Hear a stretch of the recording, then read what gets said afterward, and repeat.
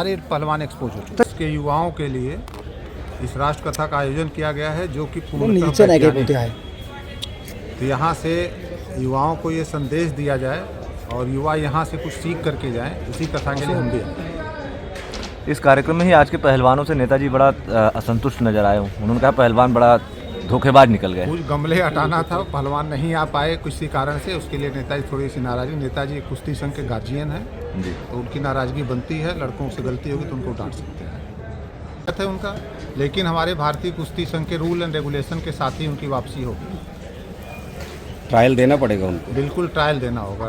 विनेश फोगाट ही ने हिंदुस्तान का कोई भी पहलवान अगर भारतीय कुश्ती संघ के बैनर तले बिना ट्रायल दिए कहीं नहीं खेल पाएगा। तो जिस तरीके से उन्होंने आरोप लगाया कुलदीप सेंगर मामले में नेताजी को जोड़ करके, दोनों को कुछ दूसरा ही बता दिया, क्या कहेंगे आप? लगातार वो हमलावर हैं ब्रिजभूषण के ऊपर। वो आरोप लगाने की आदी हो चुकी हैं और वो लोग जितने भी आरोपी थे, जितने आरोप लगाने वाले थे, सब लोग एक्सपोज हो चुके हैं। और एक समय आएगा, कई उनकी कलई है जो कि आप लोगों के सामने रख दिया जाएगा।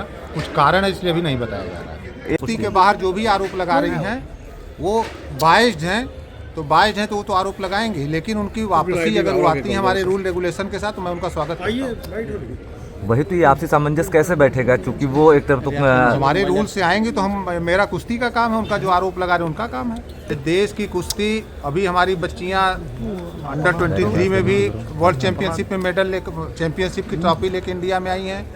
आगे हमारा एशियन गेम्स है, उसमें भी 8 से 12 मेडल हमारे हिंदुस्तान के आएंगे। कुश्ती बहुत अच्छे पोजीशन पे चल रही है और कुश्ती का भविष्य बहुत उज्जवल है। आरोप लगा रही है, उन्होंने ट्वीट किया है, उन्होंने कुलदीप सेंगर से तुलना कर दी है। देखिए कुलदीप सेंगर भी निर्दोष हैं, कोर्ट में चल रहा है और नेताजी का तो कहीं से कुछ है ही नहीं और उनका आ जाएगा सामने। अभी 2-4 महीना केवल आप लोग वेट करिए, उनकी सारी सच्चाई सामने आ जाएगी। आरोप लगाए, धरना प्रदर्शन किए, एक के बाद एक बयानों से हट रहे हैं, क्या माना जाए? कौन हट रहा है बयानों से? जितने पहलवान हैं सब वापस ले रहे हैं। 4 ही पहलवान आरोप लगाए थे, 4 ही पहलवान आरोप लगाए थे और वो अब अपने जितने लोगों से, उन लोगों ने जो भी कराया था वो सब कोर्ट का मामला है, उसको अभी थोड़े समय बाद उसको खोला।